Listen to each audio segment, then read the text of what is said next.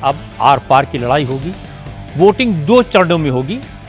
पहले फेज में 6 नवंबर को गोपालगंज, मुजफ्फरपुर, दरभंगा, सहरसा, मधेपुरा, खगड़िया, मुंगेर, बेगूसराय, शेखपुरा, समस्तीपुर, नालंदा, पटना, वैशाली, सारण, भोजपुर और बक्सर में वोट डाले जाएंगे। और दूसरे फेज में वोटिंग होगी 11 नवंबर को, जिसमें पश्चिम चंपारण, पूर्वी चंपारण, शिवहर, सीतामढ़ी, मधुबनी, सुपौल, अररिया, किशनगंज, पूर्णिया, कटिहार, भागलपुर, बांका, जमुई, नालंदा, गया, जहानाबाद, अरवल, औरंगाबाद, रोहतास और कैमूर शामिल हैं। वोटों की काउंटिंग होगी 14 नवंबर को।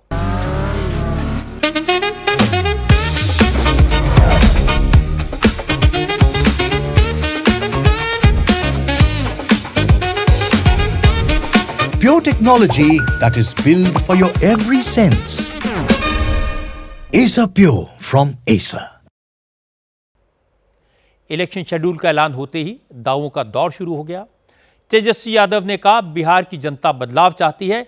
14 नवंबर को नीतीश कुमार के 20 साल के शासन का अंत हो जाएगा। दूसरी तरफ बीजेपी ने दावा किया कि बिहार में एक बार फिर मोदी का जादू चलेगा। जीतन राम मांझी और उपेंद्र कुशवाहा ने एनडीए के साथ पूरी मजबूती के साथ खड़े होने का भरोसा दिया, लेकिन दोनों तरफ अभी सीटों का बंटवारा नहीं हो पाया है। आरजेडी, कांग्रेस और लेफ्ट पार्टीज के बीच सीटों के बंटवारे की बात कहां तक पहुंची? एनडीए के घटक दलों में किसने कितनी सीटें मांगी? ओवैसी ने क्यों कहा कि हमारे 4 गए थे, इस बार 24 आएंगे? तेजस्वी अगर सम्मान नहीं देंगे तो गला पकड़कर हक लेंगे। नीतीश कुमार ने चुनाव के ऐलान से 2 घंटे पहले तक क्या काम किया, इस सब की तस्वीरें आपको दिखाऊंगा, लेकिन सबसे पहले सुनिए अलग अलग पार्टियों के नेताओं के दावे जो उन्होंने चुनाव की तारीखों का ऐलान होने के तुरंत बाद किए। जैसे ही ज्ञानेश कुमार की प्रेस कॉन्फ्रेंस खत्म हुई, कुछ ही मिनटों बाद तेजस्वी यादव ने बिहार की जनता के नाम एक चिट्ठी जारी कर दी, जिसमें दावा किया गया कि दिवाली और छठ के उत्सव के बाद बिहार की जनता नए युग की शुरुआत करेगी, नीतीश कुमार के 20 साल के शासन का अंत करेगी। चिट्ठी जारी करने के बाद तेजस्वी ने कहा कि बिहार की जनता एनडीए के शासन से त्रस्त हो चुकी है। 14 नवंबर का दिन बिहार के लोगों को इस परेशानी से छुटकारा दिलवाएगा।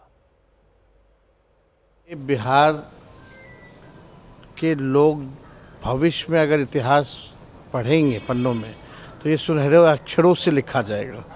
जो तारीख, जो 14 नवंबर का जो तारीख होगा, यानी बिहार के लोग बदलाव चाहते हैं। बिहार के लोग जो हैं इस बार महागठबंधन की सरकार चाहते हैं।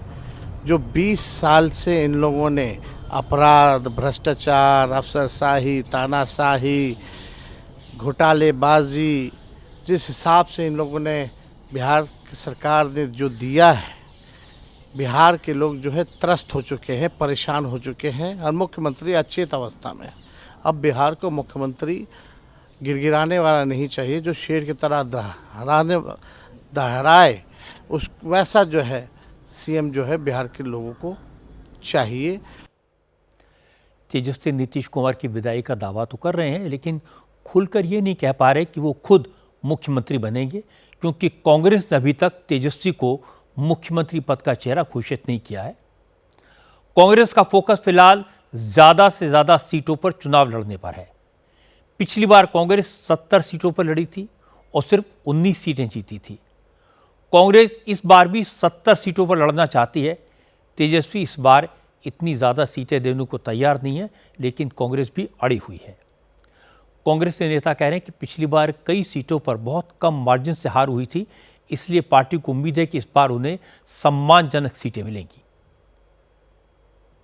देखिए, हम लोग तो तैयार थे पहले से, भाजपा तैयार नहीं थी, एनडीए तैयार नहीं थी। वो जुमलों की बरसात पे बरसात कर रहे थे, शायद वो आश्वस्त नहीं थे, तभी इमीडिएट पहले कुछ सौगातें और जुमले देने का काम किया।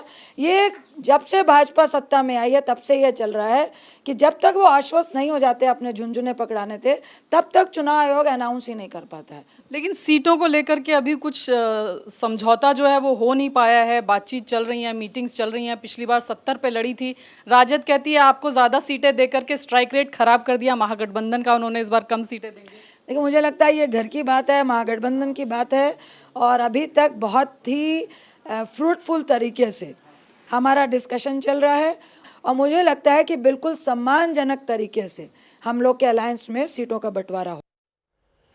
दूसरी तरफ एनडीए के नेता भी अपनी जीत को लेकर आश्वस्त हैं। गिरिराज सिंह ने कहा कांग्रेस और तेजस्वी ने तो इलेक्शन शेड्यूल के ऐलान से पहले ही हार मान ली है। कुछ दिन पहले तक वोटर लिस्ट के रिवीजन का मुद्दा उठाकर शोर मचा रहे थे, लेकिन लोगों का मूड देखकर राहुल गांधी तो मैदान छोड़कर भाग गए। तेजस्वी यादव मजबूरी में डटे हैं, लेकिन वोटर लिस्ट पर वो भी चुप हो गए। जितना सूरज को पूरब में उगना पश्चिम में डूबना, उतना एनडीए के सरकार को बनने में तय है और पूरी 2/3 से ऊपर मतों